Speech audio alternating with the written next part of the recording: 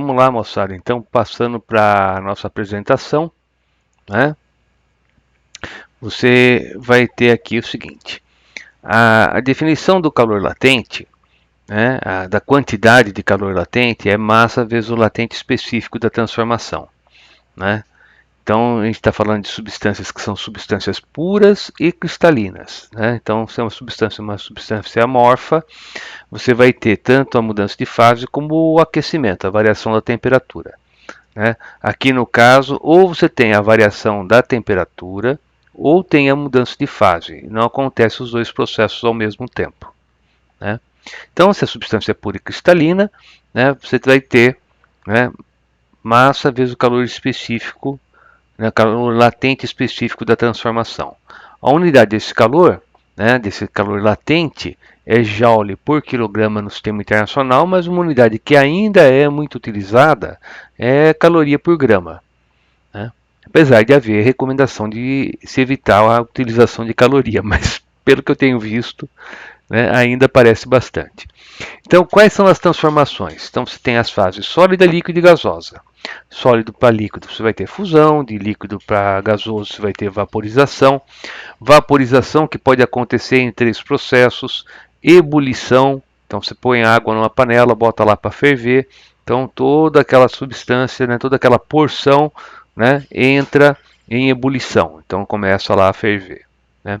Ou então você tem a evaporação, você lava uma camisa e pendura no varal, né, e o processo ocorre lentamente. Então é um outro processo de vaporização, a evaporação. Tem ainda a calefação. Você pega a água e borrifa numa chapa quente e ela fica lá uma gotinha pulando, né? Então esse processo também é um processo de vaporização. Então não é um único processo, só aí já citei três processos de vaporização, tá? Bem, aí você tem do gasoso para o líquido, então é chamado de condensação. Do líquido para o sólido, solidificação. Tem também do sólido para o gasoso, né? E do gasoso para o sólido, que é chamado de sublimação, tá? Então, aqui nesse diagrama, quando você vem vindo aqui da esquerda para a direita, você está recebendo calor, quando você está indo no sentido contrário, você está cedendo calor, né? Curvas de aquecimento. Bem, aqui no caso você está fornecendo energia, então você pega, por exemplo, uma substância na fase sólida, ela aquece, né, até o seu ponto de fusão, aqui ela tem o processo de fusão, aí você continua aquecendo a substância até chegar no ponto de ebulição, tem, né, a mudança de fase, se torna vapor, e aí você aquece o vapor, tá?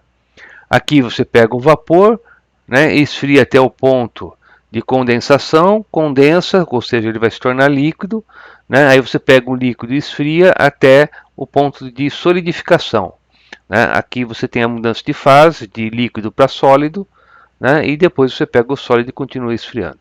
Então aqui você está fornecendo energia, aqui você está retirando energia do sistema, tá bom? O que mais que a gente tem que lembrar? A equaçãozinha do começo da aula, que a quantidade de calor latente vem a ser massa vezes o latente específico da transformação, tá? Então vamos fazer o primeiro exercício, né? Em um dia quente, um atleta corre dissipando 750 watts durante 30 minutos. Suponha que ele só transfira essa energia para o meio externo através da evaporação do suor e que todo o seu suor seja aproveitado para a sua refrigeração. Adote que o calor latente da transformação, né, aí associada nessa situação, que é de você levar do líquido para o vapor, né, então é de vaporização, é de 2.500 joules por grama, então está fora do sistema internacional, né? Então, vamos lá. Qual é a taxa de perda de água do atleta em quilograma por minuto? E depois, quantos litros de água ele perde em 30 minutos de corrida? Tá, então, vamos passar para a nossa mesa. Primeiro, né, você tem aí um tempo que é de 30 minutos. Tá? Se a hora é 3.600 segundos, 30 minutos então vai ser 1.800 segundos. Tá bom? Potência vem a ser a energia por tempo. Então, a energia associada a esse processo é a potência vezes o tempo. Então, a energia vai ser os 750 que foi falado, vezes o 1800 segundos. Isso aí vai dar 1,35 vezes 10 elevado a sexta joules, tá? Bem, mas a pergunta foi outra. A pergunta foi qual é a taxa de perda de água, né? Então, para isso eu vou falar que a quantidade de calor latente vem a ser massa vezes o catente específico da transformação. Então aqui vai ser o 1,35 vezes 10 a sexta. A massa você quer encontrar e o valor que você está usando são os 2.500, né, joules por grama. Então você vai achar a massa aqui em grama. Então isso vai dar, né, passando esse valor aqui dividindo, né, 540 gramas, ou ainda 0,54 quilogramas. Tá? Como no item B ele pergunta, né, quantos litros, né, você sabe que 1 litro de água tem 1 quilograma, então para o item B já está resolvido. Né? Quer dizer, qual que é o volume? É 0,54 litros. Né? Porque 1 litro é 1 quilograma, 0,54 quilogramas é 0,54 litros. Então essa parte já está feita. Agora vamos para o item A. Né? Então no item A, o que está sendo pedido é qual é a razão, né, de perda de água em quilograma por minuto. Então a continha que eu vou fazer aí é o seguinte, ó.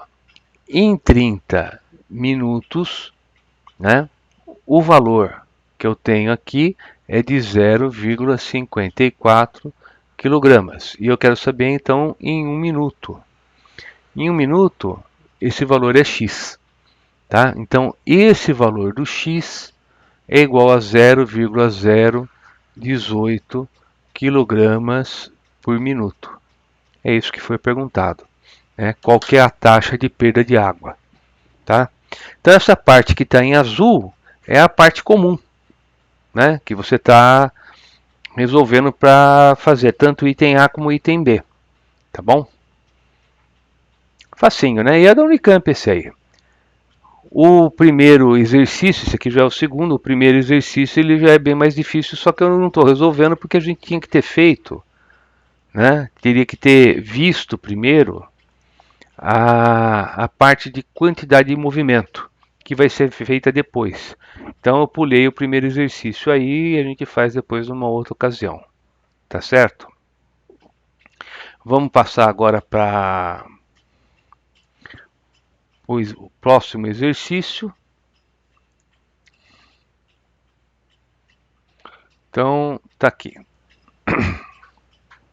Sob pressão constante, eleva-se a temperatura de certa massa de gelo, inicialmente a 253 kelvins, por meio de transferência de calor, a uma taxa constante, até que se obtenha água a 293 Kelvin.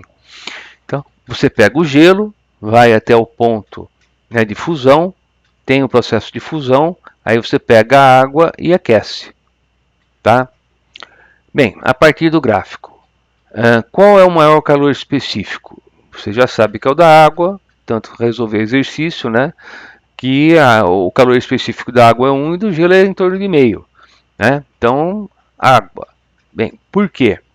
Bem, porque o calor específico ele está associado à seguinte ideia: é quanto você tem que fornecer de energia para 1 grama para variar de 1 grau Celsius. Você tem que fornecer mais energia para a água do que para o gelo. Né? Então veja, ó, aqui você teve uma variação de 20 kelvins e ficou fornecendo energia por 2 unidades aqui, 2 vezes 10 a terceira segundos. Para a água, para você fornecer, né, ter a mesma variação de 20 graus Celsius, olha só, teve que passar o dobro do tempo. Quer dizer que o calor específico da água é o dobro do gelo. Tá? Então, qual o maior calor específico da água? Justifique. Bem, você tem que fornecer mais energia, né, para ter a mesma variação de temperatura. Né? Ou ainda, né, aquele que tem o gráfico mais inclinado tem o menor calor específico. Aquele cujo gráfico é menos inclinado, né, tem o maior calor específico. Tá? Por que a temperatura permanece constante em 273 Kelvin? Né? Então, o que está acontecendo aqui? Aqui está acontecendo a mudança de fase. Ela está indo da fase sólida para a fase líquida. Tá? Então, eu escrevi isso aí. Tá bom? Bem, era isso então que eu tinha para falar. Você vê que o assunto tem muito mais coisas. Se você quiser ficar estudando mudança de fase, tem inclusive outras fases que eu não falei. Não falei de plasma, por exemplo, né? Legal? Agora, tem alguns exercícios para vocês fazerem, né? Lá no Moodle, né? Então, entra no Moodle, né? Pega o material impresso que está lá para você ter o resuminho, ter mais exercício. Lá deve ter, acho que mais pelo menos uns outros 5 exercícios para você estar fazendo. Tá legal? E se divirtam aí com o assunto. Tá ok? Gente, bom final de semana, né? E até a semana que vem.